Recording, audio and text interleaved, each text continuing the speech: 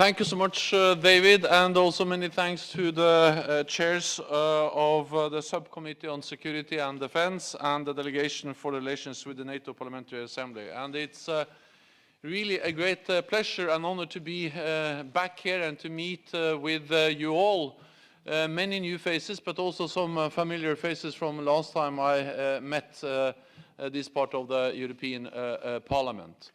I really appreciate to be here for several reasons. I feel at home among parliamentarians. I have been a parliamentarian myself for 20 years, and I appreciate the symbol of democracy, knowing that people have, or parliamentarians have different views and different positions on many issues, but at the same time we all believe in the institutions, the parliaments, as the way to express the will of the people. And parliaments play an important role in our nations, in the different countries, but also the European Parliament is important for shaping EU policies, and that's again important for all NATO allies and for the cooperation with NATO. Then I also appreciate to be here because I am a strong believer in NATO-EU cooperation. And therefore, every time you invite me, I try the best to come.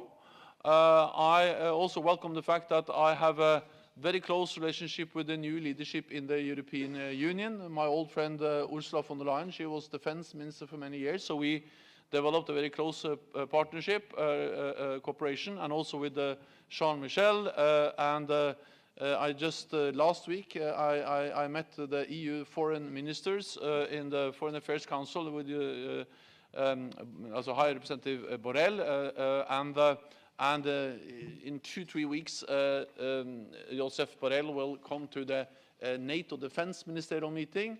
So the fact that I'm here, the fact that we meet at different levels, NATO-EU, demonstrates the close cooperation between NATO and the European Union. We are two different organizations, and of course we have to respect our differences and the decision-making processes in both EU and NATO, but I strongly welcome the fact that despite the differences, we have recognized that it is extremely important that we stand together, that we work together. And over the last years, we have been able to lift NATO-EU cooperation up to unprecedented levels. We do more together now, we work more together than we have done for many, many years. And the fact that we are able to work together on issues as cyber, as hybrid threats, that we have been working together for many years in the Western Balkans, in Afghanistan, in Iraq, is of importance for EU members, but also for NATO members. I also welcome the fact that, for instance, in the Aegean Sea, we have a NATO deployment, 6 ships helping to implement the agreement between the European Union and Turkey, addressing the migrant and the refugee crisis. And also in the Mediterranean, you have the Operation Sophia. NATO provides support to Operation Sophia, and actually we could do more to provide support if that is requested or called for by the European Union, for instance, to help to implement the arms embargo against Libya. So, and we have exercises, we have many other activities where we work together. So the fact is that, yes, we are two different organizations, but we work more and more closely together. And I would like to start by commending the European Union and NATO for being able to deliver more and more activities, more and more joint activities demonstrating the importance of our cooperation. I believe in this cooperation also because I believe in cooperation between North America and Europe. And by making European Union and NATO working more closely together, we are also making sure that Europe and North America are working more closely together. And I believe in the transatlantic bond between North America and Europe, despite the fact that I know that people question the strength of that transatlantic bond on both sides of the Atlantic. And I also believe in the transatlantic bond symbolized by the NATO-EU cooperation, but also by NATO itself, because NATO is a transatlantic institution, transatlantic organization. I believe in this transatlantic bond also despite the differences and the disagreements we all see today. Because there are differences and disagreements between North America and Europe on issues such as climate change, trade issues, the Iran nuclear deal, and many other issues. And these are serious differences on serious issues. But I believe in the transatlantic cooperation because despite these differences, we have to stand together because we are safer and more secure when we are able to stand together and address common challenges. And despite differences on issues like trade and climate change, which are important, we have fundamentally common interests when it comes to peace and security. And therefore, I strongly believe that we need to strengthen, not weaken, the transatlantic bond. And we are faced with a paradox, and that is that despite the disagreements, and I guess that some of you will ask questions about those disagreements afterwards also when we have the Q&As afterwards. Despite these differences, there is a paradox, and the paradox is that we have differences, but at the same time, North America and Europe are doing more together than we have done for many years. Because, for instance, I read sometimes that the US is leaving Europe. The US is not leaving Europe. The United States is actually increasing their military presence in Europe. It's correct that after the end of the Cold War, the United States gradually, for good reasons, reduced its military presence in Europe. That's correct. But over the last years, the United States has not decreased, but increased its military presence in Europe. With more troops, more investment in infrastructure, more pre-positioned equipment, and now in a few weeks, we will have the big exercise, Europe Defender 2020. And in that exercise, the United States will deploy 20,000 troops directly from the United States to Europe in the biggest deployment of US forces since the end of the Cold War. So again, you can like it or dislike it, or you can be in favor or whatever, but it's not possible. It's factual wrong to say that the United States is leaving Europe. There are more US troops now in Europe than have been for many years. So the US is not decreasing, they are increasing. European allies are also stepping up. Higher readiness of their forces, new battle groups in the eastern part of the alliance, in the Baltic countries and Poland, stepping up in the efforts to fight terrorism, and also after years of reducing defense spending, all NATO allies cut defense spending after the Cold War, but now actually all allies, including all European allies, have started to increase defense spending. I'm not saying that they invest as much as they should, but I'm saying that it's a big difference from reducing compared to increasing. And the fact is that all allies, all European allies, Canada, are now investing more in defense. Just since 2016, European allies and Canada have added 130 billion US dollars more for defense. That's significant. And if you follow the NATO summit in London in December, you saw that the message also from the United States actually was that they recognized the progress. And therefore I also highlight that we have to remember that we invest in European defense, or European allies are investing more, not to please the United States or President Trump. They invest in defense because it is in their security interest to do so. And actually European allies decided at the Wales summit, as a NATO allies, decided at the Wales summit in London in 2014, or in Wales in 2014, to increase defense spending, and now they are delivering on that. So the paradox is that despite the questions being asked about whether NATO, the transatlantic bond, is strong, the reality is that it has been strengthened over the last years. We are doing more together than we've done for many years. And I welcome that because we will need North America and Europe, NATO bringing North America and Europe together, the transatlantic bond, also in the future, to address old challenges and new challenges. And let me just briefly mention 3 of them. One is the fight against terrorism. There are many problems and many reasons to be concerned about the fight against terrorism. But we have to recognize that together North America and Europe have made enormous progress.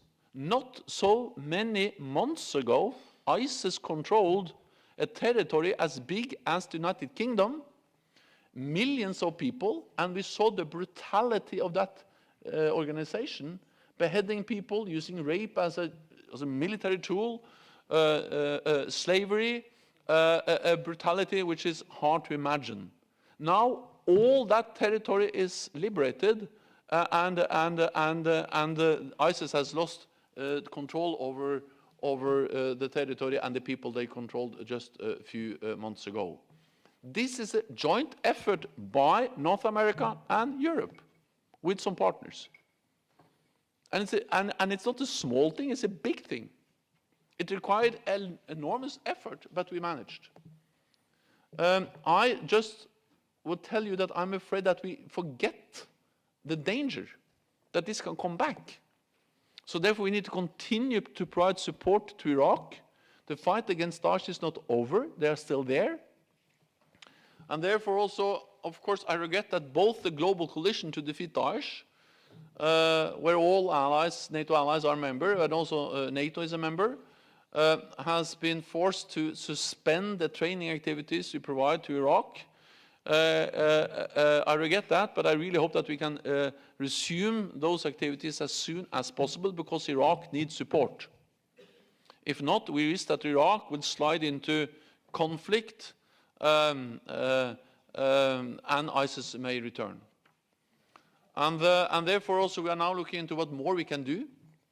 And I will, there are many things to say, but I will only share with you one important reflection or message. And that is that when I look into what more NATO, the West, the global coalition, we can do to fight terrorism, then I don't look into whether we can do more combat operations. Because of course, I believe that NATO has to be able to conduct combat operations, as we have done many times before in the Balkans, in Afghanistan and elsewhere, if needed. But in the long run, it's much better if we can enable local forces to fight terrorism themselves, to stabilize their own countries themselves, because we will always be regarded as foreigners, as potential occupants. So the thinking in NATO now is not about conducting big combat operations, but the thinking is how can we train and build local capacity, as we do in Afghanistan, as we do in Iraq, and as we're also working, for instance, with other partners in the region, Jordan and Tunisia, to help them build special operation capacity, intelligence, enabling them to fight terrorism. So prevention is better than intervention. Building local capacity is better than big combat operations. And again, we need to work together. EU has a role to play. EU is present, and I just strongly believe that we need, but Europe cannot do this alone. We need to do it, North America, Europe together, and NATO provides a platform for bringing us together. The second item is, or challenge we also need to address together, is Russia. We have, as you know, in NATO developed what we call the dual-track approach to Russia. Deterrence, defense, and dialogue. And there is no contradiction between deterrence, defense, and dialogue. Actually, as long as we are strong, as long as we are united, as long as we are firm, we can also talk to Russia. Russia is our neighbor. Russia is there to stay. We need to strive for a better relationship with Russia. And dialogue with Russia is not a sign of weakness. Dialogue with Russia is a sign of strength. And of course, we need the United States, Canada, North America to provide the necessary capabilities to have credible deterrence and defense. But we also need North America to have meaningful dialogue with Russia. Because an important part of that dialogue is about arms control. And arms control has to involve the United States, at least in many aspects. For instance, the demise of the INF Treaty, the treaty that banned all intermediate-range missiles in Europe, is a US-Russia agreement. And NATO was a platform to address that. The New START, of course, is a bilateral arrangement between Russia and the United States, but has a lot to say for European security. So I believe in arms control, but to have meaningful arms control, we need also to have United States around the table to also address arms control with Russia. I move on because I see that I need to have some time for the Q&As. So the third challenge I will briefly mention is new and emerging challenges. Technology, artificial intelligence, autonomous weapon platforms, big data. All these emerging technologies will change the nature of warfare as much as the Industrial Revolution. And we need all the ingenuity, all the capacity of both North America and Europe together to be at the forefront of that development to keep our technological edge. And this is also linked to the rise of China. Because China, normally we have always had the technological edge. But the reality is that when we speak about, for instance, artificial intelligence, we see also that China is actually now investing a lot. And therefore, we need to work together also when it comes to technology and addressing the consequences of the rise of China. There are opportunities, but there are also some serious challenges. China now has the second largest defense budget in the world. Just over the last 5 years, they deployed 80 new battleships, naval ships. That's as much as the total UK Navy. Just addition for the Chinese Navy over the last five years. I meet people both in Europe and North America expressing concern about the size of China. Well, if you are concerned about the size of China, then Europe and North America has to stand together. Because together we have 50% of world GDP or 50% of the world military might. So Europe and North America, we are two sides of the same coin. There are differences, there are disagreements, but again, as long as we stand together, as long as we address our common security challenges together, then we are all safe and secure. Therefore, I believe in the strong transatlantic bond, demonstrated through a strong NATO, but also demonstrated through active and strong cooperation, NATO and the European Union. Thank you so much.